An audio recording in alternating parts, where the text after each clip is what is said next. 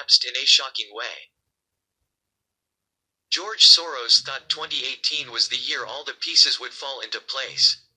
He poured his resources into causes and Democrat candidates so that Nancy Pelosi and Chuck Schumer could impeach Donald Trump.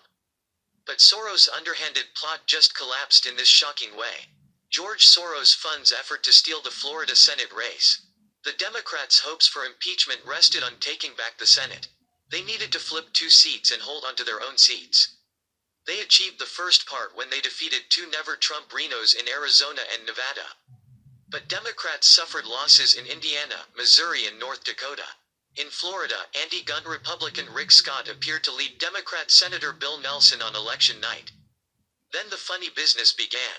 Broward County, led by the incompetent and corrupt Democrat election supervisor Brenda Snipes, suddenly produced thousands of mysterious ballots that narrowed Scott's lead to a small enough margin to force a machine recount.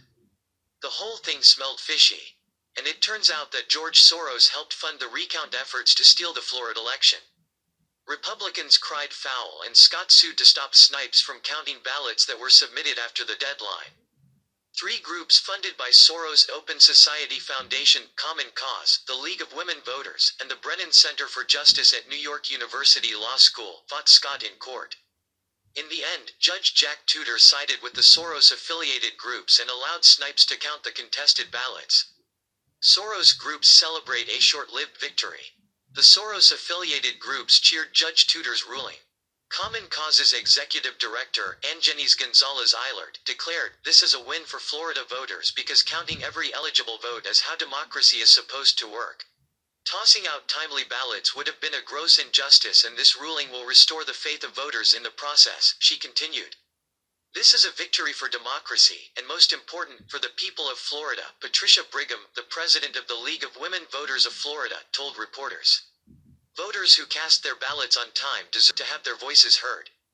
We had a Senate campaign attempt to recklessly and improperly reject the voices of eligible voters during the ballot counting process, and today, those shameful attempts were beaten back," Myrna Perez, deputy director of the Brennan Center Democracy Program, exclaimed.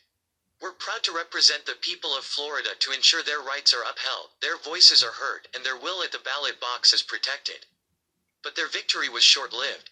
By Friday, Soros and the left's plan to steal the Florida Senate race blew up. The machine recount actually showed Scott had expanded his lead.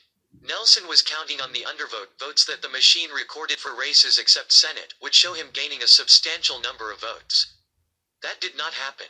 There was no machine error. Scott called on Nelson to concede, but Nelson continued the Democrats' assault on our institutions by not immediately offering a concession when it was apparent he could no longer win. We will keep you up to date on any new developments in this ongoing story.